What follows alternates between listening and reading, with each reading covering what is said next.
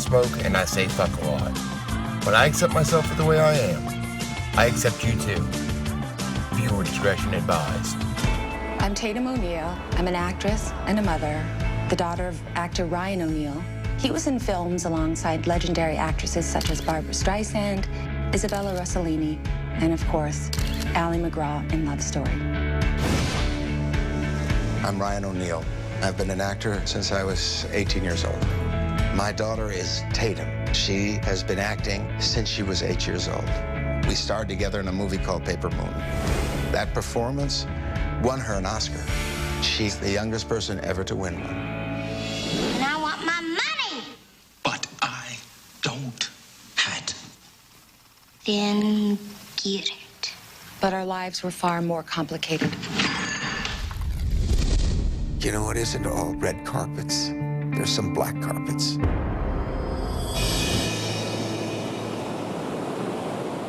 I don't want to dredge up anything, frankly. I don't know what she has on me. I don't know exactly what to expect. I really don't. My daughter, who had not seen it in many, many years, appeared like magic. I have been divorced from her for so long, I almost forgot I had a daughter. And I only didn't listen when she was resentful about my relationship with Farrah. And I basically chose the woman I could sleep with. And when Tatum felt that it was not going her way, she vanished. Doctor, if your daughter can leave you for 25 years, something's up. Okay? She needs to explain that. I don't think he quite gets the level of destruction that his temper has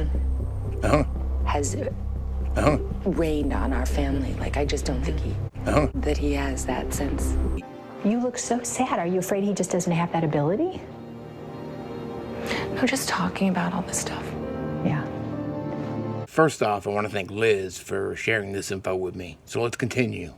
When Tatum O'Neal was born on November 5th, 1963, acting was in her blood. Her father, 22-year-old Ryan O'Neal, was already making quite an impression on Hollywood. The sandy-haired actor was not only a real Romeo on screen, off-screen, his sex life became legendary. But few women could actually get Ryan to commit until he met a stunningly beautiful actress named Joanna Moore. Sparks flew, and within weeks they were married. 9 months later, Tatum was born. Just under a year later, her younger brother Griffin came along. I was thrilled. At 21, looking at little Tatum there, that little baby, and less than a year later, her brother Griff, I was shocked that I had this kind of power. And for quite a while, it was very enjoyable. I did not get along with their mom. In 1966, Joanna and Ryan divorced amid rumors of infidelity and drug use. Tatum and Griffin went to live with their mother on a dilapidated old ranch in Reseda, California. By now, Joanna's career had fizzled, and she was hitting hard times. Their mother was a drug addict. She was addicted to pills, to speed, and that addiction ruled her life. She was very neglectful of the children. We were always like running away, stealing, eating food out of anything, anywhere we could. It was very abusive, and nobody can imagine unless, you know, it's like, it's unbelievable how bad it was for us. Scrawny, yet scrappy, Tatum learned how to survive. She looked after her younger brother and dreamed of one day being rescued by her father. At the time, Ryan was living in Malibu and visited his children only occasionally. He was a beautiful man. He still is. I have a lot of fond memories of him when I was a tiny little girl. Ryan finally came to Tatum's rescue in 1970, when he took her and Griffin from their absentee mother and sent them to boarding school in Arizona. Once there, Tatum didn't fare much better. Just profoundly unhappy at this school. At one point, cut off her hair, sent it to her grandmother with a letter that said, "I want to come home." Eventually, she went to live with her father, Ryan, in Malibu, and it started a whole nother chapter in her life. Griffin stayed behind, while Tatum went to live with her father at his Malibu beach house. Tatum relished the close relationship she now had with her father, who was one of the hottest leading men in Hollywood. After starring opposite Barbra Streisand in the comedy What's Up, Doc?, Ryan was offered the lead role in director Peter Bogdanovich's film about a con artist and his orphaned daughter. For Tatum, it would be the role of a lifetime. In 1972, 8-year-old Tatum O'Neal headed to Hays, Kansas to make her first movie, Paper Moon. Tatum could barely read, but she knew her character well. A lonely, abandoned, yet steely kid looking for love. Bogdanovich's instincts to cast the two paid off. When the movie was released in May 1973, it became one of the highest-grossing films of the year and an instant cult classic. Ryan may have been the star, but it was Tatum who stole the show. But even if Tatum was the buzz in Hollywood, she got the surprise of her life when she was nominated for an Academy Award in February 1974. You know, I think that's when things started to get a little bit hectic between my dad and I. Ryan O'Neal himself did not get a nomination or obviously an award. I think it was probably pretty hard for him, as happy as he was for his daughter. This was a big part for him as well. It was following Love Story. There were probably a lot of expectations on him, and therefore definitely, I'm sure, a disappointment. On April 2nd, 1974, Tatum attended the Academy Awards, unaccompanied by her father. Tatum went with her grandparents. Not even her mother showed up. She didn't go because she would have really embarrassed me, because that time she was wearing a really big wig and a lot of cologne and a lot of jewelry, and it would look really funny. If she would have gone, I would have been really embarrassed. And my dad was in England. Right after they wrapped up filming Paper Moon, Ryan went to Europe to work on Barry Lyndon with Stanley Kubrick. And from Tatum O'Neal's book, A Paper Life, my father mesmerized full-grown woman. So it was no wonder that a 12-year-old Vivian fell for him. He was so handsome, funny, and seductive that she developed a deep and desperate crush on him. I began to worry that she tolerated me only as a conduit to my father. Worse yet, her crush didn't seem entirely unrequited. While I'm sure they never had any sexual contact, my father never had a thing for young girls. She says that a lot in this book. He evidently relished her affection enough to keep pouring on the charm. When Vivian told Stanley about my father's flirtation, he was outraged. I never heard what he said to my father about it, but they had some kind of falling out. Stanley later dropped my father as a narrator of Barry Lyndon. Tuesday, January 1st, 2019. Blind Items Revealed number 36 from December 12th, 2018. This aging A-list, mostly movie actor, is someone you all know to be a terrible person. His many years of horribly abusing his multiple wives and children are legendary. He was nominated for multiple awards, but never won. Back in the day, this actor was cast in the lead role of a film, during which he raped a 14-year-old girl. The girl was the director's daughter. She didn't want to see her father's film fall apart in scandal, so she never told anybody. Revealed as Ryan O'Neal. That night, Tatum became the youngest person ever to take home Oscar. Coming back with the statue really created a lot of tension, competitive tension between her and her father. According to her, he was very jealous that he wasn't the Oscar winner. Tatum's life would never be the same. At 10, she was an instant celebrity, having already achieved the highest honor in Hollywood.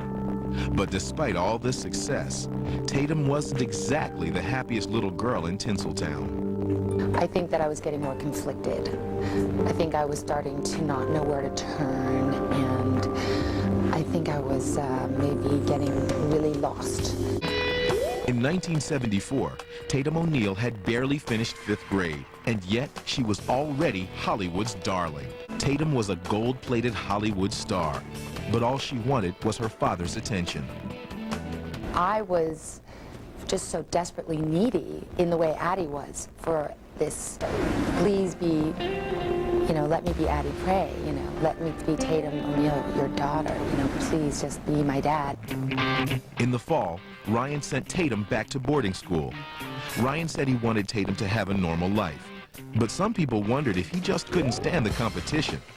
Tatum was offered a starring role opposite Walter Matthau in The Bad News Bears, a film about a feisty little girl named Amanda who saves an all-boys Little League team from defeat. If you guys played a little better, you wouldn't have to cover up for you all the time. Look, woman, don't you be going until I know how to play. Yeah! Let that turkey loose, Buttermaker. I'll chew his ears off and stick him right back in his face. Yeah! She had this face that was just delicious. Delicious. We took her because she had a recognizability and she could play the role. And she had the qualities we felt we really needed for that role to come across well. Once again, the formula worked. The movie was a hit, and Tatum captured a whole new fan base. Tatum's charms were also making her a fixture on Hollywood's social circuit. Barely in her teens, Tatum and Ryan seemed to have made up enough to go to parties together. I mean, she was sort of like the original Drew Barrymore, you know, club hopping when you're, 12 years old. Remember, it was the 70s, not an era known for moderation. Some people who saw Tatum and Ryan together found their relationship somewhat unusual. It wasn't a father-daughter relationship. It was more that it was like she was his girlfriend, and he treated her that way. It was really weird. In public, Tatum and Ryan made a pretty picture, but at home, things were getting ugly. Tatum claims that when her father was angry, he was verbally and physically abusive. She said that she was late for a racquetball game with her father. When she arrived, he punched her in the face for being late. Just shows the depth of the swings and the rage in that household. He says that if he hit me with his fist, my face wouldn't look the way it looks. So he must have just like shoved me and aggressed me a lot, because he said that if he had done, he would have done to me what he did to Griffin. Oh my God. When he knocked out Griffin's teeth. Tatum says at the time, she tried to keep her father happy. Despite their strained relationship, it didn't stop father and daughter from starring together again in 1976's film Nickelodeon, a comedy about the early movie business. Nickelodeon bombed at the box office, making life with Daddy even more unbearable.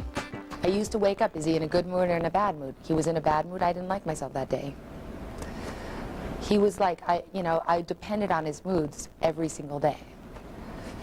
There was no other person in my life. Tatum, who was 12 at the time, did manage to make a few friends, including 18-year-old actress Melanie Griffith. But that relationship wouldn't last. While on location with her father, Tatum says she caught Melanie and Ryan in bed together. Feeling betrayed, Tatum tried to commit suicide by slitting her wrists. When that failed, she went to her father's friend for drugs.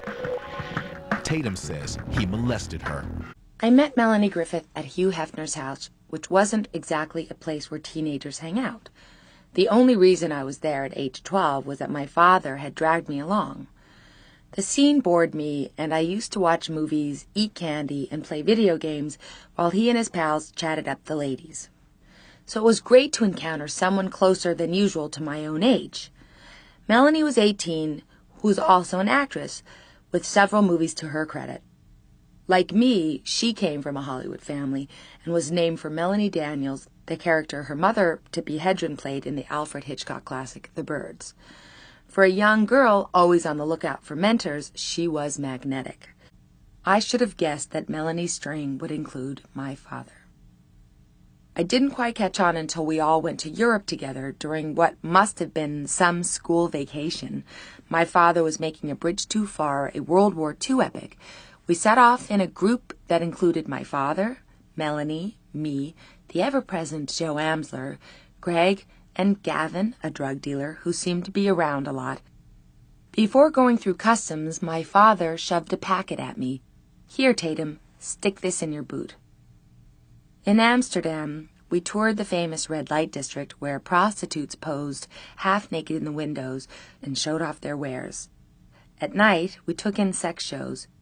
No one seemed to question whether these were inappropriate, possibly even upsetting spectacles for a young adolescent, but then no one seemed to be thinking of me at all.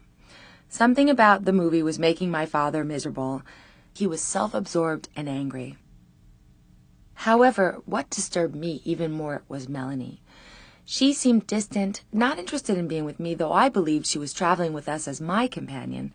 She started to disappear for long stretches, which left me feeling painfully rejected. Desperate to know what was going on and dreading the truth, I did something really intrusive. I got a key to my father's room, and when I unlocked the door, I found out exactly what I feared. Melanie was in bed having sex with my father. It was a huge betrayal. Nothing hurt me more than being shut out by my father with a "she can come in, but you can't" game. I always felt I was being taunted. Abandonment wasn't something I could cope with either, having been left to fend for myself for so much of my life. That someone I trusted so much, and I wasn't big on trust, whom I considered my best friend, would choose my father over me just freaked me out. I loved Melanie, absolutely adored her, even idolized her. Now this seemed like proof that she'd never really cared about me, that my famous father, one more Hollywood heavyweight lover, had been her target all along. Then I broke a glass and I started slicing at my arms, having heard you could die by slitting your wrists. I made big, gory slashes, but I didn't bleed to death. That failure left me even more depressed. I decided that pills might be the answer. So I headed to Gavin's room. When I asked Gavin for the drugs, he said okay, and gave me some cocaine and a handful of pills, which I washed down with booze from his minibar. I must have passed out then. When I came to, I was in his bed, not in my own, but in Gavin's. I was naked, and he was touching me. Tuesday, February 26, 2019. Today's blind items. Messed up. I was going to use a stronger word in the title because this is something that blew my mind. There have always been rumors about it, but this past week, one of the participants admitted to me it happened. The person who told me is this permanent B-list, mostly movie actress who is a celebrity offspring and had celebrity offspring too. Way back in the day when she was barely legal, she seduced a female friend who was not even a teenager and gave her the first sexual experience of her life. For the second sexual experience of her life, she had the tween join our actress and the tween's dad in a threesome. We checked into the Plaza Athénée. Maria Schneider, who had made Last Tango in Paris with Marlon Brando, was staying with a male hairdresser in the room next door. They had some drugs and were into wild partying, so we wound up hooking up with them. One night, we all smoked opium and hash. I sank into the bed, dizzy from the drugs, getting so nauseated from the opium that I leaned over the edge and threw up. When I raised my head, a very confusing scene was taking place before my eyes. Melanie, Maria, and the guy were tangled up together. As an added sordid touch, one of the women was apparently menstruating, something I was too young to have experienced myself. And there was a lot of blood. Ew. Then one of them reached out to me, drawing me into yet another confusing, erotic experience. Overwhelmed with conflicting emotions, I didn't resist. When my father saw the condition I was in, he went crazy. "You fucking idiot," he shouted. "You're an embarrassment. You're a fucking disgrace, Tatum." His response to my jealousy was to let me sleep in his bed that night, along with Melanie. Boundaries were never the strong suit in my family. Just finished therapy. For a minute there, I started to feel really kind of nauseous with memories and things that had happened, because I always feel so like I'm telling on secrets. But I feel like, oh my God, I'm breaking the rule. He's going to find out that I said that and I'm going to get in trouble. The next day, Melanie and I went to visit Roman Polanski at the Paris home he had established after jumping bail in the United States. Neither of us acknowledged how crazy the night had been. This was the mid-70s, the height of the sexual revolution, and everyone was into feverish experimentation. I might have been too had I been 19 or 20, but I was barely in my teens and felt hollowed out. Knowing that Polanski was indicted for allegedly raping a girl my age, I was scared to be at his house. It didn't help that he entertained us by screening In the Realm of the Senses, an explicit Japanese art film about erotic obsession ending in castration. Not a movie I'd have picked for teenage girls. When we escaped Polanski without trouble, I felt lucky. In 1977, she won the coveted role in International Velvet, the sequel to the 1944 classic starring Elizabeth Taylor. The film was another box office disappointment. Tatum became depressed and turned to drugs. One night she was out partying with friends, and partying pretty hard. Next day she was out with another friend driving up to Big Sur. Their Jeep rolled over. She was seriously hurt. She spent 6 weeks in the hospital recovering and was visited in those 6 weeks only once by each of her parents and by her agent. Otherwise, left alone. She said it was, the lowest point of her entire childhood.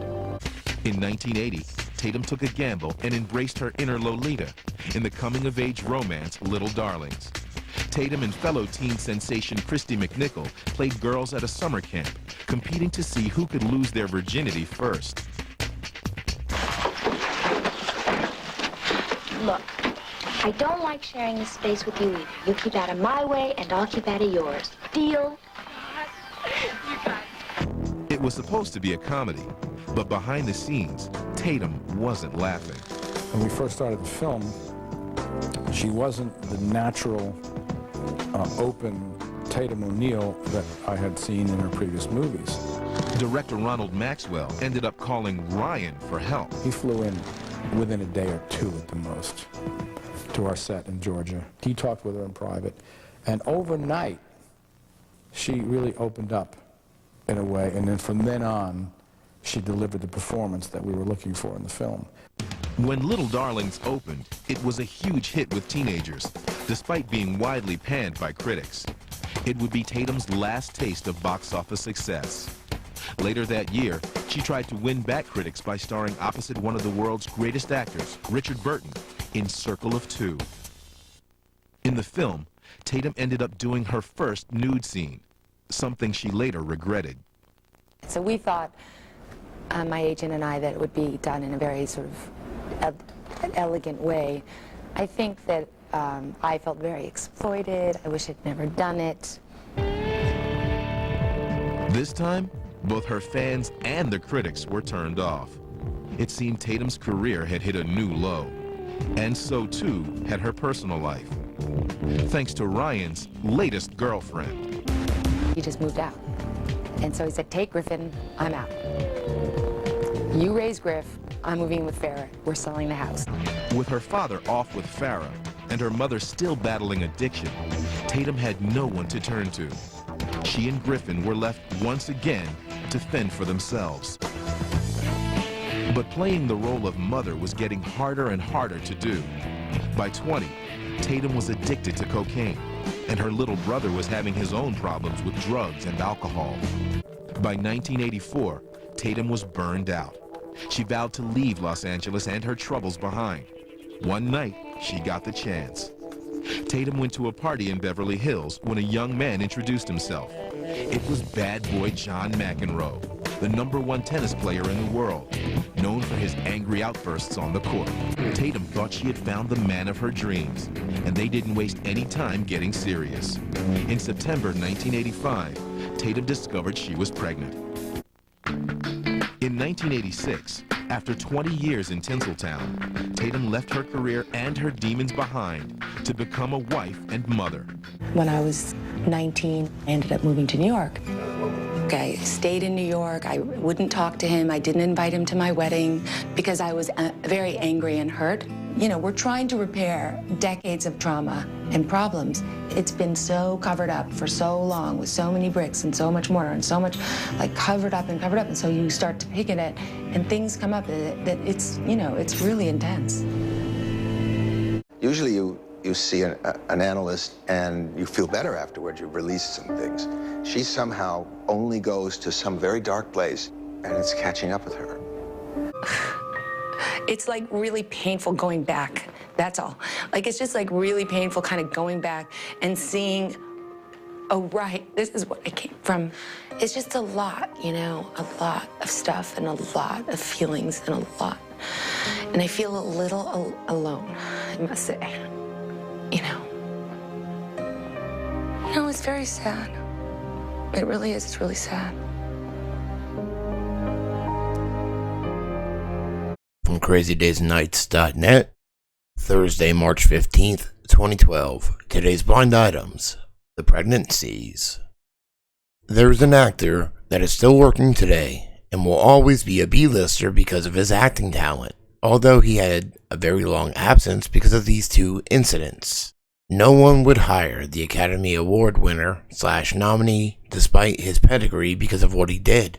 Apparently, time heals a lot of wounds, but when you do what he did, it takes a long time and forgiveness from the two women involved. Back at the height of his fame, which was not that long ago, he met up with this very underage teen who had just hit it big and was partying up a storm. When I say teen, I mean barely a teen, but still the biggest story out there. She was a wild child and was not above getting wasted out of her mind. Frequently. Daily even. No family who cared, so she was on her own, and this actor took advantage of that and had sex with her. She had sex previously, but it was with guys just a little older than her, not a guy in his 30s/40s. He did it more than once.